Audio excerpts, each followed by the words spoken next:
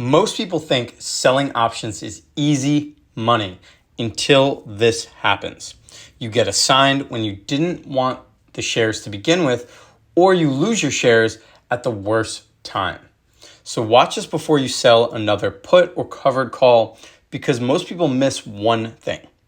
What's up, guys? It's your boy Looney. My account is sitting at 52,000, almost 53,000. I want to do a quick shout out to the Discord community. It is free to join. And then I also offer a premium membership or have premium perks, which include one-on-one coaching. I have an option selling course. I do trade call outs. I do giveaways and more. You can check it out. The links to that are all in the description. But what can go wrong when you're selling puts? So you decide you want to sell a put, a cash secured put, and you collect your premium that you collect up front, and you think you're good. But then the stock ends up tanking. And then suddenly you get assigned 100 shares at a price way higher than the market value currently. So I'm going to run through a quick example with Riot, because me myself have actually had this situation. So past year, the stock has been up and down, but late Q4 of 2024, we saw that Riot was running hot, and honestly, the entire market was kind of running hot.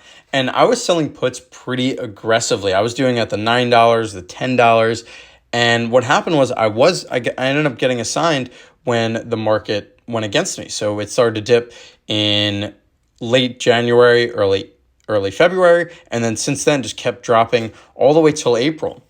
And I ended up getting assigned at prices I wasn't really comfortable with. So I got it at $10 and $11 maybe, and now my average cost went up and I'm at $9.26. So it's not a bad average cost, but I would like to get a lot lower. And when it started to dip to almost $7 or $6, I was getting doubt myself in this position and just my strategy overall. But then I realized that the entire market was down and I wasn't selling puts at a great time. So what was important, or what do people miss most of the time, is you need to want to own the stock. Now, I did want to own the stock, but I did it at aggressive prices. Looking back, I could have waited a little bit and sold puts at $9, $8, $7, and acquired shares then. And two, if you don't want the shares, you shouldn't be selling puts. That's just plain and simple.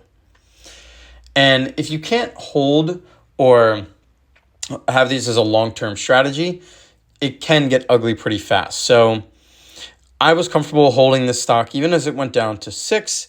I wouldn't say comfortable, but I held it through that pain. And I had to cut back on doing selling puts because I was out of cash. I was dry powder at that point.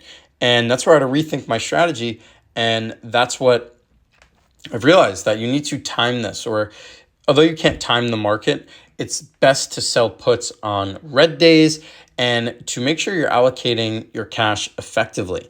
So what I could have done is sold the $10 puts up here, and then when the stock dropped more, I could have done more cash secured puts and double down or triple down, instead of doing one contract, doing 2 contracts or 3 contracts at lower prices, especially because the entire market was down. So this wasn't the only stock that was affected by the tariff news and just the overall downturn of Q1 2025.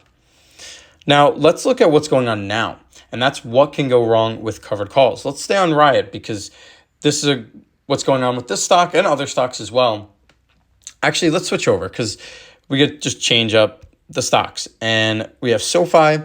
Now, this one I timed pretty good with selling puts. I got 11.29, and I did these a lot in April or May, and I ended up getting acquired shares at low price. So 11.29, I'm up 64%. But if we scroll down to these covered calls, I'm actually down 800 or 700%. So let's go over what can go wrong with covered calls. So let's say you sell a call for income, and then the stock rips past your strike. You then have a situation where you might get assigned, or you do get assigned and you end up selling your shares early and you miss out on a massive upside. So this is what happened to me with SoFi, or could happen to me with SoFi. The stock has jumped in 1 month 40%, in the past 3 months 88%, almost doubling. So it's when you're doing covered calls, this is a bullish strategy, but when the stock jumps up a lot, you kind of miss out on those gains and you're kind of in a sticky situation. So what most people don't realize is covered calls caps your upside. It limits your upside, and that's the trade-off. So even though I'm up 64%, if I end up selling these shares at $15 or $16, I miss out on $2 per share. And since I own 400, that's a lot. That's around $800 that I'm missing out from gains just because I have this call. I do earn premium, so I don't miss out that much. The premium does help with that, and it helps my break even increase, but that is the issue with covered calls. It limits the upside. Number two is if you're not okay with selling at your strikes, don't set it that low. And that's kind of what happened with me. The stock was running hot and I had to roll, but what really I could have done is waited for it to run up a little bit, even when it ran to like 15, because you can't time these perfectly, but maybe when it ran past 13 or 14 is when I could have started selling covered calls. Instead, I started to do it back here, $11 or $12, and that's why I'm constantly have to roll, and I'm right now in the money with my contracts. So really, that's what I could have done. I could have waited for the stock to run hot or the market to run hot and then sell the covered calls.